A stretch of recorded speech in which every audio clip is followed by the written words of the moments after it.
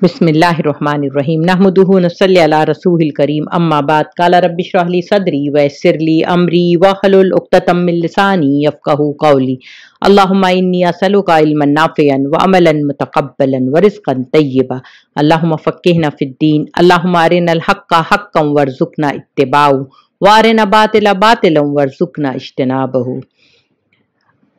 इन्नल्लज़ीना आमनू वल्लज़ीना हाजरू वजाहदू फ़ी सबीलिल्लाह उलाइका यरजूना रहमतल्लाहि वल्लाहु गफ़ूरुर रहीम। हाज़िर सामीन अस्सलामु अलैकुम व रहमतुल्लाहि व बरकातुहू। अभी ये जो आयत मैंने पढ़ी थी ये सूरतुल बकरा की 218 नंबर की आयत है। 218 में अल्लाह रब्बुल आलमीन फरमाते हैं कि जो लोग ईमान लाए और जिन्होंने खुदा की राह में हिजरत की और जिहाद किया वो रहमत इलाही के जायज़ उम्मीदवार हैं और अल्लाह उनकी लर्जिशों के माफ़ करने वाला है और वो अपनी रहमत से इन्हें नवाजने वाला है। सदक़ल्लाहुल अज़ीम। देखिए इस आयत में दो की पॉइंट्स हैं कि जिहाद करना और हिजरत करना। तो जिहाद का मतलब होता है टू स्ट्रगल टू स्ट्राइव, ठीक है। तो जैसे हमने पिछले एपिसोड में लिया था हज़रत हाजरा रज़ियल्लाहु अन्हा को अल्लाह ने किससे टेस्ट किया था कि बहुत ही कम ज़रूरत ज़िंदगी उनके पास मौजूद थी। वो अल्लाह ने उनको टेस्ट किया, उनका बच्चा उनके साथ था और बगैर किसी सहारे के वो अल्लाह पे तवक्कुल करके जिस इस्तिकामत के साथ वो खड़ी थी अल्लाह उससे हमारे ईमान को ताज़गी दिलवाता है, ठीक है। तो अल्लाह रब्बुल आलमीन फरमाते हैं कि उन्होंने किस पे यकीन किया था, उन्होंने किस पे तवक्कुल किया था, अल्लाह पे किया था। अच्छा जब वो तवक्कुल करके बैठी तो तवक्कुल का मतलब ये तो नहीं होता है कि आप हाथ पे हाथ रख के बैठिए और सोचिए अल्लाह मेरे लिए कर देगा, नहीं। अल्लाह ने आपको मौका दिया है, अल्लाह ने चुना है, ये उसकी खास रहमत है। अब अल्लाह आपको देख रहा है कि आप अपनी एबिलिटी यानी आपको सलाहियत और अल्लाह ने जो कैपेबिलिटी दी है उसके हिसाब से आपने कितनी मेहनत की, कितनी जद्दोजहद की। और जिहाद का मतलब होता है टू स्ट्रगल टू स्ट्राइव, संघर्ष करना। तो वो क्या करती हैं हज़रत हाजरा रज़ियल्लाहु अन्हा, वो स्ट्रगल कर रही हैं सफ़ा से मरवा, मरवा से सफ़ा। किस चीज़ की तलाश में? पानी की तलाश में। उनका पहला मोटो क्या है कि मुझे पानी मिल जाए, मैं अपने बच्चे की ज़िंदगी बचाऊं। सही है ना। इस जिहाद, इस जद्दोजहद को अल्लाह यहाँ पे बता रहा है कि हमें अपनी ज़िंदगी में जब कोई मसले मसाइल आए तो हमें ये याद होनी चाहिए कि अल्लाह पे हम तवक्कुल कर रहे हैं, अल्लाह हमारा सहारा है, अल्लाह रब्बुल आलमीन हमारा रज़्ज़ाक है, वो अकरमुल अकरमीन है। लेकिन इसने मुझे उस वक्त इसलिए डाला हुआ है कि मेरा टेस्ट हो जाए या फिर मेरे साथ अल्लाह रब्बुल आलमीन और ज़्यादा क्या करना है, खैर फरमाएगा, दर्जात को बुलंद करेगा। जितने नेक लोग होते हैं उनकी टेस्ट भी, उनके जो वो होते इम्तिहान भी बहुत ज्यादा वो होते हैं। तो आप देखते हैं कि उन्होंने जद्दोजहद की थी, ठीक है। अब वो जद्दोजहद तो आपकी समझ में आती बात। अब हम आते हैं हिजरत पे। हिजरत के क्या माने होते हैं? हिजरत के माने ये होते हैं, एक हदीस का मफहूम है, अब्दुल्लाह इब्न उमर रज़ियल्लाहु अन्हु से रिवायत है कि मुहाजिर वो है जो वो सब छोड़ दे जैसे अल्लाह ने ममनू किया है, यानी वो सब कुछ छोड़ दे। अब ये जो मक्का से मदीना जब सहाबा इकराम ने हिजरत की तो वो तो क्या थी कि एक बहुत बड़े मिशन के लिए उन्होंने क्या किया था, घर बार सब कुछ, इज्जत और अपने आप का जो सेल्फ रिस्पेक्ट होता है वो सब खत्म करके एक है ना इमिग्रेंट की तौर से, माइग्रेंट की तौर से मदीना में रह रहे थे ना, महाजिर की तौर से। तो यानी हर चीज अल्लाह के लिए लुटा दी थी। लेकिन आज जो हम हिजरत की बात कर रहे हैं तो हमें कोई फिजिकल हिजरत नहीं करनी है, यानी अपना घर बार छोड़ के वतन नहीं छोड़ना है। हमने कौन सी हिजरत करनी? जैसे अब्दुल्लाह इब्न उमर रज़ियल्लाहु अन्हु फरमाते हैं कि वो सब बुराई छोड़ दे या यानी वो सब काम छोड़ दे जिसने अल्लाह ने मना किया है। अब अल्लाह ने किस किस चीज से मना किया है? हर आदमी अब ये जो वीडियो सुन रहा है वो पेन पेंसिल लेके बैठे अपने कागज पे लिखे कि भाई मेरे पास झूठ बोलने की आदत है तो फौरन से टिक मारे कि मुझे इसको एलिमिनेट करना, मुझे इसको निकालना है, इससे हिजरत करनी है, सच्चाई की तरफ आना है।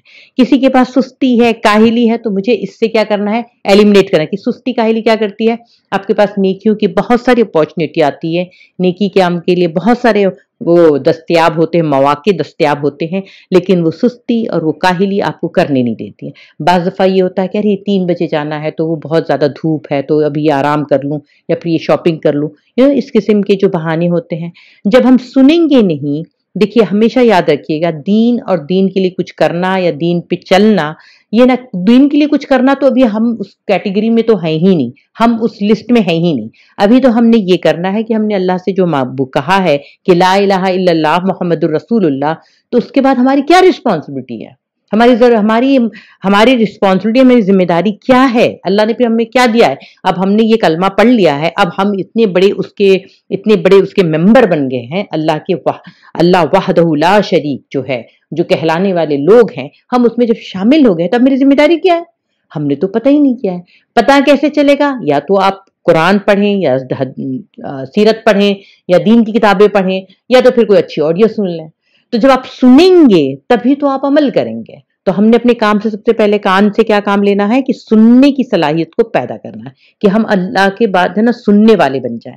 دیکھیے یہاں پہ ایک ہے نا آیت ہے سورہ ملک کی، جو ہم لوگ ہمیشہ پڑھتے ہیں مگر اگنور کر دیتے ہیں. اس میں ایک آیت ہے کہ وَقَالُوا لَوْ كُنَّا نَسْمَعُ أَوْ نَعْقِلُ مَا كُنَّا فِي أَصْحَابِ السَّعِيرِ. دیکھیے اس آیت کے معنی کیا ہے؟ کاش ہم سنتے یا سمجھتے تو آج اس بھڑکتی ہوئی آگ کے سزاواروں میں شامل نہ ہوتے. اسی وجہ سے سورہ ملک کی بہت ساری وجوہات ہیں، لیکن ایک ون آف دا بگیسٹ جو ریزن ہے وہ یہ بھی ہے کہ آپ نے اپنے آپ کو یاد دلا رہے ہیں کہ کاش میں نے سن لیا ہوتا اس دن یہ بات، تو میں آج کیا ہے اصحاب السعیر، یعنی جہاں اس کیس میں یہ بھڑکتی ہوئی آگ کے سزاواروں میں شامل نہ ہوتے. اللہم حافظنا.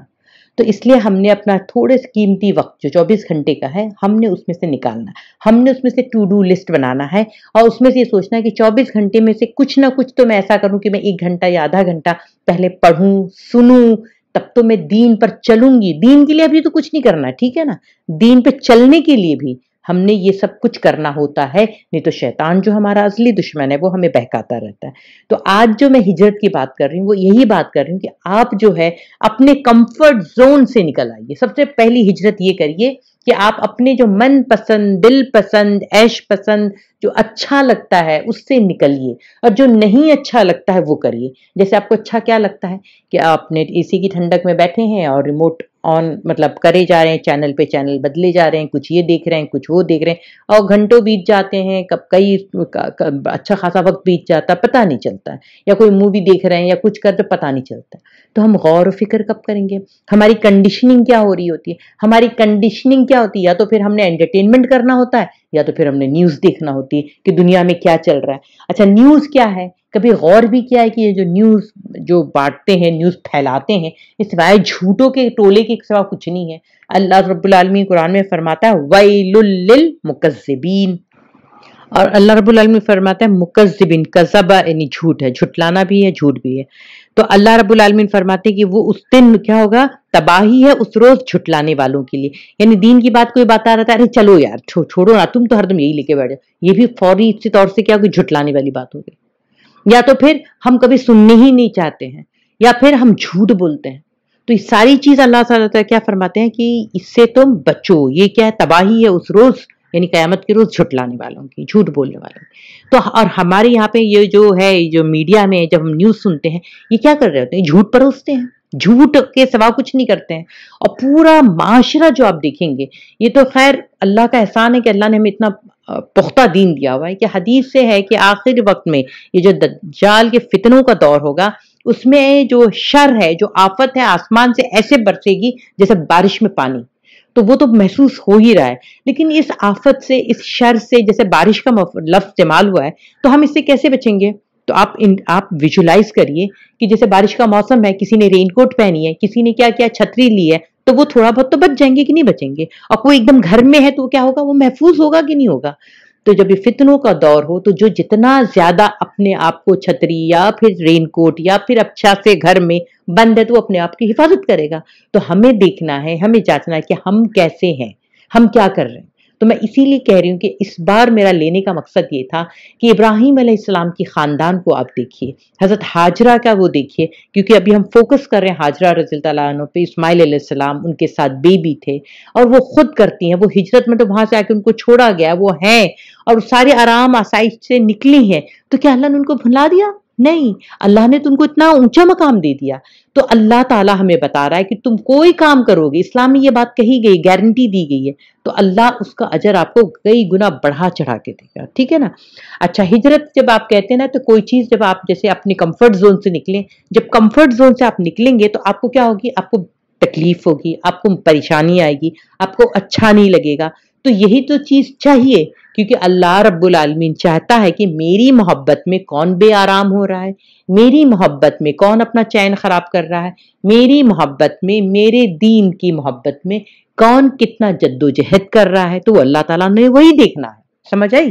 تو یہ بات کو جتنا ہم سمجھیں گے اتنا ہمیں آسانی ہوگی. جیسے میں نے پچھلی بار بھی بتایا تھا کہ modern life is build for waste. اب ماڈرن لائف میں کیا ہے، دیکھیے ویسٹ کو کیسے ہے کہ بس آپ نے یہ پہننا ہے، آج کل یہ فیشن ہے، آج کل ایسے چل رہا ہے، تو آپ نے اسی حساب سے دنیا کمانا ہے. کیونکہ یہ فیشن ہے تو فیشن کے حساب سے چلنا ہے، وہ گاڑی کے حساب سے چلنا ہے، اتنا مہنگا گھر میں رہنا، اتنا وہ کرنا ہے. تو سارا لائف سٹائل جو ہے وہ ان کے حساب سے چل رہا، تو اتنی محنت، اتنا دنیا بنانی رہتی ہے ہم کو، تو ہم آخرت سے ہم غافل ہو جاتے ہیں. جبکہ اب Muslim life is build for purpose, یعنی ایک مسلمان کی زندگی تو کیسی ہے کہ وہ ایک مقصد لے کر آتا ہے، وہ ایک مقصد حیات لے کے ہر بچہ پیدا ہوتا ہے، وہ چاہے وہ امیر گھر کا ہو، غریب گھر کا ہو، کہیں کسی کے بھی گھر کا ہو، وہ کیا ہے، وہ ایک مقصد حیات لے کے پیدا. مقصد کیا ہوتا ہے وہ ہمیں سمجھنا چاہیے. اچھا، ہمارے یہ جو آج کا جو معاشرہ ہے، جو ماڈرن ہے، وہ کہا اس نے ہمیں سمجھایا ہے یا بتایا ہے کہ ہمیں نا we are told to buy اور ریپلیس اینڈ کنزیوم اینڈلیسلی. یعنی ہمیں بار بار یہ بات دکھائی جاتی ہے، سمجھائی جاتی ہے کہ بس ہمیں کیا کرنا ہے، کچھ چیز خریدنی ہے، یہ خریدنا، یہ چیز تھوڑا سا وہ ہو گئی ہے تو اس کو ہٹاؤ، اس کے رنگ خراب ہو گیا یا تھوڑا سا ٹوٹ گئی یا تھوڑا سا وہ مرمت مت کرو، ہٹاؤ. آج کل تو نئے نئے اس سے کم قیمت میں مل جاتے ہیں، اور پھر کنزیوم کرتے رہو اور اتنا کرو کہ کوئی اس کی حد ہی نہیں. پہلے کپڑے کیسے بنتے تھے کہ عید کی عید بن گئے، اب کیسے ہیں کہ اگر آپ نے دوبارہ پہنے تو یہ بات کہی جاتی ہے کہ کاٹن کے کپڑے پہننے میں تو بہت مزے کے آتے ہیں، لیکن دوبارہ جب پہنو تو نیا محسوس نہیں ہوتا ہے. تو اس نیاپن کو محسوس کرنے کے لیے ہر فنکشن کے لیے اب ایک جوڑا ہونا چاہیے.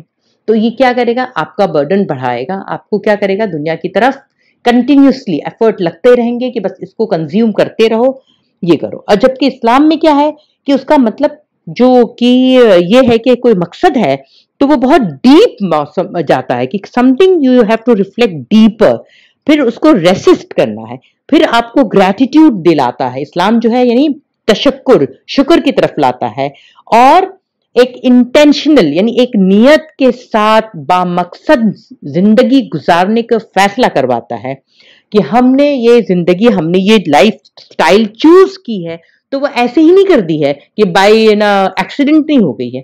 ہم نے کافی حد تک سمجھا، آج کے زمانے کو دیکھا، سب کچھ دیکھا، قرآن پڑھا، سمجھا، اب میں چوز کرتی ہوں کہ میں اس طرح سے رہوں. سمجھ میں؟ تو اسلام میں ہر چیز انٹینشنلی ہو.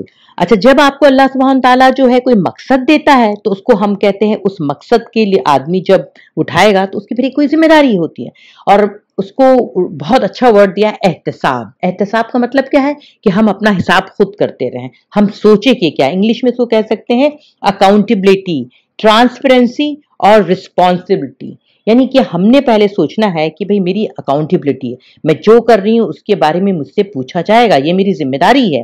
ٹرانسپیرنسی کہ میرا مطلب شخصیت کی میری ایسی نہ ہو کہ جو چیز جو محفل میں بیٹھے بس اسی محفل کے رنگ میں رنگ ہے، نہیں، ہمارا اندر باہر ظاہر باطن سب ایک ہو. بعض دفعہ ایسا ہوتا ہے کہ مائیں بہت زیادہ متقی پرہیزگار بنتی ہیں اور گھر میں کچھ اور ہوتے ہیں، تو سب سے زیادہ اس کو نوٹ کون کرتا ہے؟ بچہ نوٹ کرتا ہے کہ ممی کی لائف سٹائل تو ایسی ہے، یا ڈیڈی کی لائف سٹائل تو ایسی ہے، یا بھائی کی لائف سٹائل ایسی ہے، یا گھر میں جو بھی ہے. تو وہ چیز کیا ہوتی ہے کہ وہ دیکھتا ہے اور اس دیکھنے والے ماحول میں وہ پلتا بڑھتا ہے. تو بعض گھروں میں کہ آپ دیکھیں گے بہت سکون ہے، بہت صحیح ہے، بہت کلیئرٹی آف مائنڈ ہے، کیونکہ ان کے اندر کیا ہوتا ہے کہ وہ اندر اور باہر ایک جیسی زندگی گزارتے ہیں. تو بچے وہی دیکھ کے پڑھ رہے ہیں، بچے بھی وہی اپنا لیتے ہیں. اور یہ انگلش میں کہا جاتا ہے کہ action speak louder than words. یعنی جو ایکشن ہوتا ہے، جو آپ کے اعمال ہیں نا، وہ زیادہ تیزی سے بات کرتے ہیں، ان کی آواز آتی ہے بجائے اس کے کہ آپ لفظوں سے ان کو سمجھائیں. ٹھیک ہے نا؟ تو پھر اگر ہم نے اپنا ٹرانسپیرنسی رکھی ہے ہر چیز میں کہ بھائی سادگی کو میں پسند کرتی ہوں تو سادگی سے رہتی بھی ہوں، ٹھیک ہے، صرف کسی اور کے کہنے کے لیے نہیں، پہلے ہمارے اپنے لیے. اور پھر ذمہ داری، رسپانسبلٹی، یعنی یہ میری ذمہ داری، گھر ہے تو یہ میری ذمہ داری ہے کہ میں اس کو کیسے رکھتی ہوں، اس کے ساتھ میں کیا کرتی ہوں. تو یہ ذمہ داری کا احساس اسلام ہمیں دلاتا ہے. تو جب یہ احساس دلاتا ہے تو اس سے ہماری ذمہ داری اور بڑھ جاتی ہے. ہم جو کام کر رہے ہیں وہ مقصد کے ساتھ کر رہے ہیں. اب اللہ رب العالمین فرماتے ہیں کہ سورہ ذاریات میں نے تمام جن اور انس کو اپنی عبادت کے لیے پیدا کیا ہے.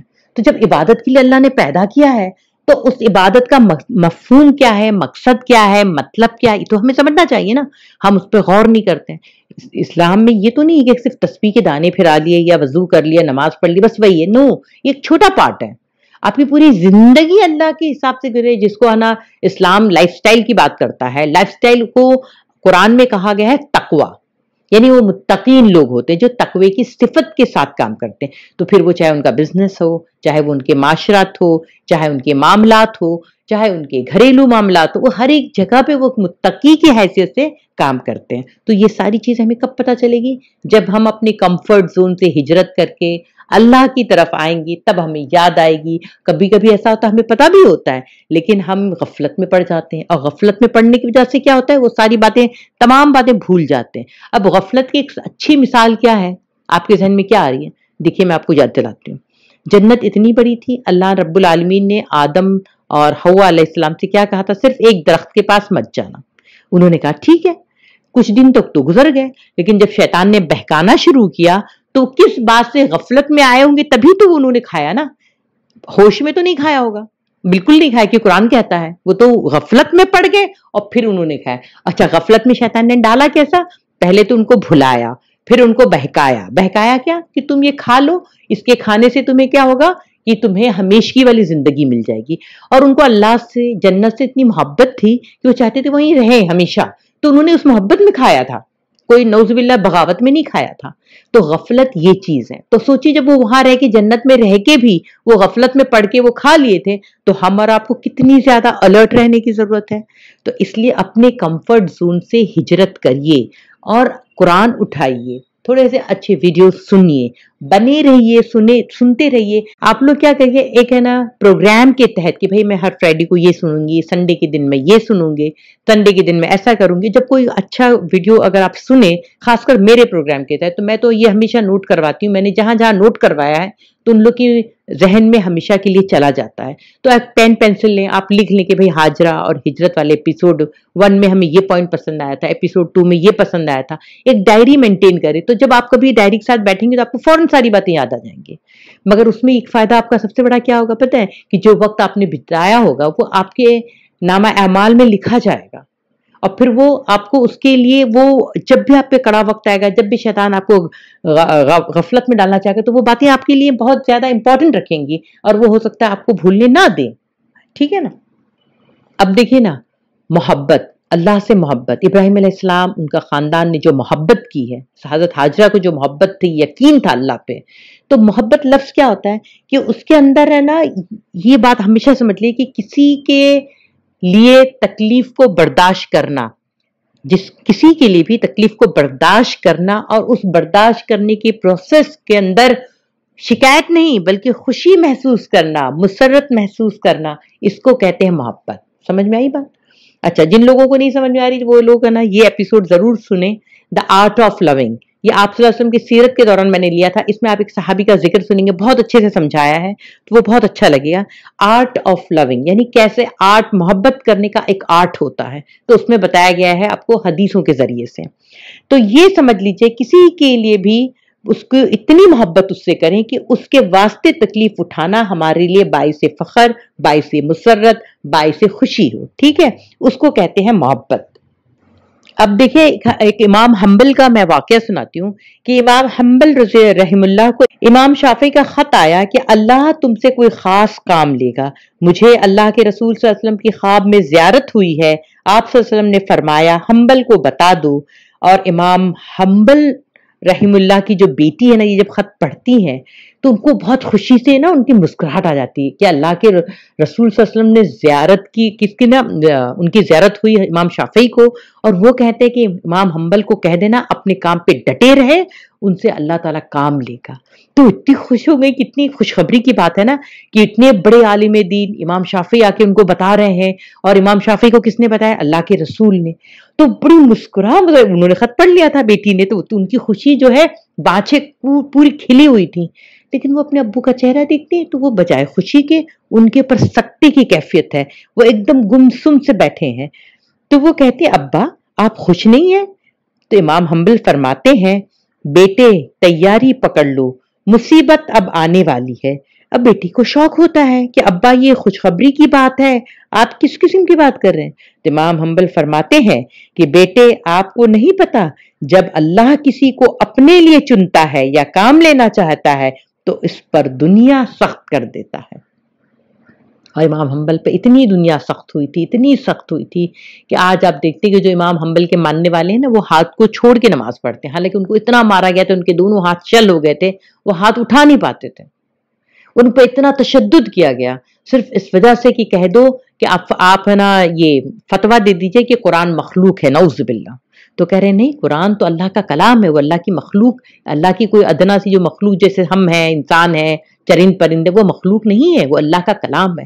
صرف اس بات کے لیے وہ ڈٹے رہے اور اللہ ان سے وہی کام لے رہا تھا۔ اگر وہ انہوں نے اس وقت اس فتنے کو اتنی استقامت کے ساتھ نہیں لیا ہوتا تو آج امت میں بہت زیادہ شر آ جاتا۔ لیکن اللہ اپنے بہت بڑے بڑے لوگوں کو چنتا ہے، تو جب کسی کو چنتا ہے تو وہ کس لیے چنتا ہے؟ تاکہ آپ استقامت دکھائیں۔ لیکن یہ استقامت دکھانا، یہ اسلام کے لیے کچھ کرنا تو بڑی دور کی بات ہے۔ مجھے تو کبھی کبھی ایسا لگتا ہے ہم مسلمان ہی رہیں یہی کافی ہو جائے گا، اتنا فتنوں کے دور میں ہم ہیں۔ اپنی ایمان کی سلامتی کے لیے، خدا کے لیے تھوڑا سا اپنے کمفرٹ زون سے نکلیں، آپ کے اندر جو کمی اس کی لسٹ بنائے، اس سے ہجرت کریے، ٹھیک ہے؟ اور حضرت حاجرہ رضی اللہ عنہا نے ہمیں بتایا۔ اب آپ دیکھیے، ہم صحابہ کرام کی زندگی سے لیں گے کہ انہوں نے ہمارے لیے کیا، ہم ان کی اس میں کیا موٹیویشن ہے ہمارے لیے۔ اب دیکھیے، ہر شخص کا ایک میدان ہوتا ہے اور وہی اس کا جہاد ہوتا ہے۔ یہ دین کبھی خالد بن ولید کے تلوار کا محتاج ہوا جب معرکہ سخت ہوا، اور کبھی حسان بن ثابت کی شاعری کا جب فکری معرکہ شدت اختیار کر گیا۔ اچھا، معرکہ کہتے ہیں نا وار کو، ایک ایسی جنگ کو، تو یہ جو خالد بن ولید ہے وہ جنگ کے کیا کہ بہت بڑے ہیرو ہیں، اور یہ کون؟ حسان بن ثابت رضی اللہ تعالیٰ عنہ کیا ہے؟ وہ شاعر، جیسے علامہ اقبال نہیں ہے، کتنے بڑے شاعر، ان کے میسیجز دیکھیں، آج 100 سال پہلے جو انہوں نے بات کہی تھی وہ سب صحیح ہے۔ تو اس وقت حسان بن ثابت رضی اللہ تعالیٰ عنہ وہ کیا کرتے تھے؟ اپنی شاعری سے کفاروں کا، منافقوں کا جواب دیتے تھے، ان کے پاس اس کا کوئی جواب ہوتا نہیں تھا۔ تو کہا جاتا ہے کہ یہ دین کبھی خالد بن ولید کی تلوار کا محتاج ہوا اور کبھی حسان بن ثابت کی شاعری کا جب فکری معرکہ شدت اختیار کر گیا۔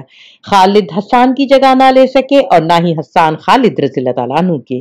اللہ تعالیٰ نے ہم سب کو ایک ایک مورچے پہ کھڑا کیا ہے، ہر ایک کی ایک مخصوص مقام ہے جس کا اسے دفاع کرنا ہے۔ نہ اسے اپنے مورچے کو کمتر سمجھنا چاہیے اور نہ یہ گمان کرنا چاہیے کہ اس کا مورچہ سب سے اعلیٰ ہے۔ ہمیں یہ سمجھنا چاہیے کہ ہم کو اللہ نے جہاں رکھا ہے نا، نہ وہ بہت ہی اونچا ہے، میرے جیسا کام تو کوئی نہیں کر پائے گا، اور نہ ہی اپنے کو اتنا حقیر سمجھے کہ میں تو کس کھیت کی مولی ہوں، میرا کیا ہے، ایسے بھی نہیں سوچنا ہے۔ بس آپ سمجھیے کہ جہاں میں ہوں، جہاں اللہ نے مجھے رکھا ہے وہ بہت مقام ہے، مجھے وہاں پہ کیا کرنا ہے وہ آپ کو فائنڈ آؤٹ کرنا ہے اور وہاں پہ استقامت کے ساتھ کھڑے رہنا ہے۔ غزوہ تبوک میں جب لشکر اسرا، یعنی لشکر جو تھا جو بہت کم وسائل والا تھا، اس کو مال درکار تھا تو عثمان کا مال سب سے زیادہ قیمتی تھا، لیکن جب قرآن کو جمع کرنے کا مرحلہ آیا تو ابی بن قاب رضی اللہ تعالیٰ عنہ کی قرت، عثمان کے مال، خالد کی تلوار اور حسان کی شاعری سے بھی زیادہ اہم بن گئی۔ لہٰذا جب تمہاری باری آئے تو شیر بن کر اٹھو۔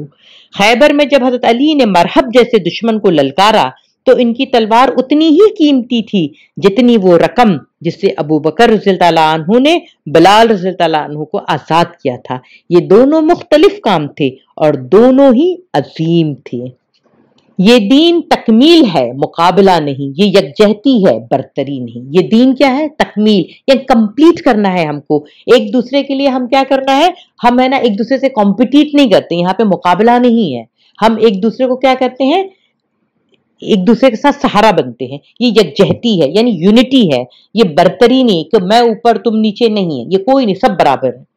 آج ہمیں یہی حال ہے کہ امت کے سامنے بہت سے محاذ ہیں اور ہر مسلمان ایک محاذ پہ کھڑا ہے۔ تو آپ کو سمجھنا چاہیے آپ کس محاذ پہ کھڑے ہیں، بس آپ سمجھیے۔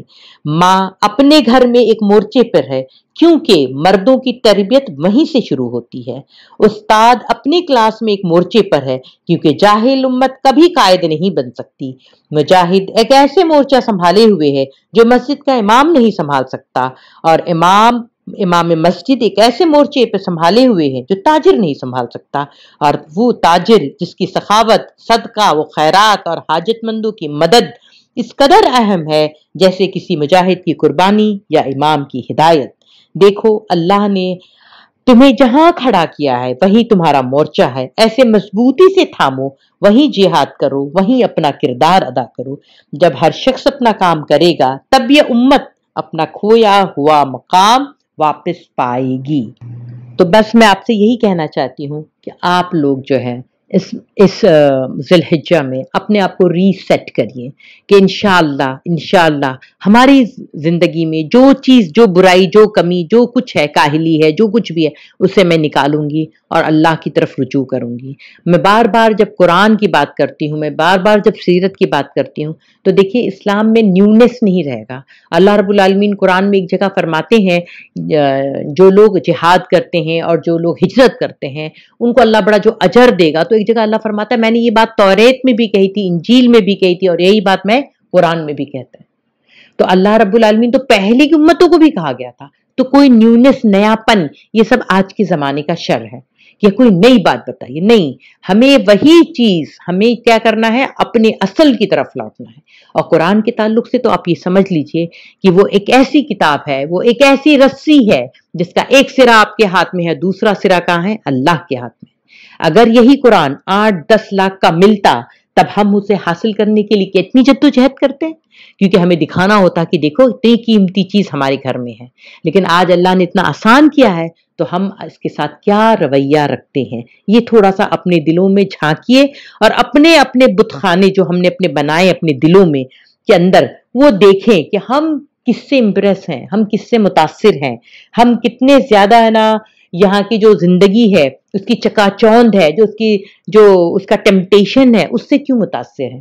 تو یہ جو بت خانے میں، جیسے ابراہیم علیہ السلام نے بتوں کو توڑا تھا، جیسے اللہ کے رسول صلی اللہ علیہ وسلم نے 360 بتوں کو توڑا تھا، ویسے آج ہم اپنے دل کے اندر کو کیا کریں، وہ بت کو توڑیں۔ نہیں تو اقبال نے کتنی اچھی بات کہی تھی کہ زبان پر نقطہ توحید تو آ سکتا ہے، تیرے دماغ میں بت خانہ ہو تو کیا کہیے۔ سمجھ آئے؟ تو اس لیے آج ہم اپنے آپ کو پھر سے ریفلیکٹ کریں گے انشاءاللہ۔ اور ایک اور حدیث پہ میں اپنی بات ختم کروں گی کہ آخر وقت میں جب دجال جسے آگ کہے گا وہ جنت ہوگی، جسے وہ جنت کہے گا وہ آگ جہنم ہوگی، یعنی جسے وہ کہے گا نا یہ جنت ہے وہ جہنم کی آگ ہوگی، جسے وہ کامیابی کہے گا وہ ناکامی ہوگی، اور جسے وہ ناکامی کہے گا وہ کامیاب ہوگا۔ تو اب اس کے مطابق آج دنیا میں دیکھ لیے، آج ہر مسلمان پریشان ہے، جو ایمان میں زیادہ ہے وہ زیادہ پریشان ہے، جو جتنا کمزور ہے اس کو زیادہ لوگ دبا رہے ہیں۔ آج غزہ کے لوگ جو ہیں وہ منہ بولتی تصویر ہے، منہ بولتے ثبوت ہیں کہ انہوں نے اللہ رب وحدہ لا شریک پر یقین رکھا ہے، اور اس یقین کے لیے وہ ڈٹے ہیں، وہ وہاں سے نہ ہجرت کر رہے ہیں، وہ وہاں پہ کھڑے ہیں، اور وہ یہ نہیں چاہتے کہ وہ دنیا کے لیے وہ ہجرت کریں، وہ اللہ کی طرف ہجرت کر رہے ہیں۔ آج اپنا تن من دھن سب لٹا رہے ہیں، اور اللہ رب العالمین جو ہے وہ ان کو کتنا نوازے گا تو الگ ہے، لیکن وہ کیا ہے، تمام دنیا، تمام عرب مسلمانوں کے لیے، تمام لوگوں کے لیے وہ کیا بن گئے ہیں، ایک ان کو اللہ نے بنا دیا ہے کہ دیکھو اب سب کا ایمان اس پہ ٹیسٹ ہو رہا ہے کہ کون کہاں پہ کھڑا ہے۔ تو آپ اپنے لیے بھی دعا کریے گا، ہم اپنے لیے دعا کریں کہ اللہ ہمیں کسی کے لیے فتنہ نہ بن جائے۔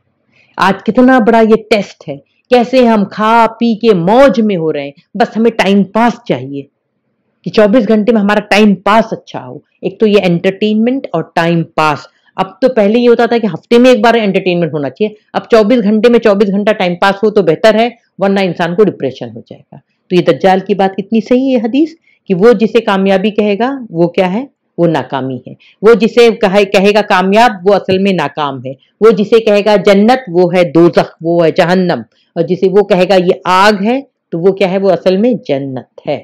مگر یہ یقین ہمیں کون کرائے گا؟ یہ یقین ہمیں صرف قرآن اور سیرت النبی صلی اللہ علیہ وسلم سے ہوتی ہے۔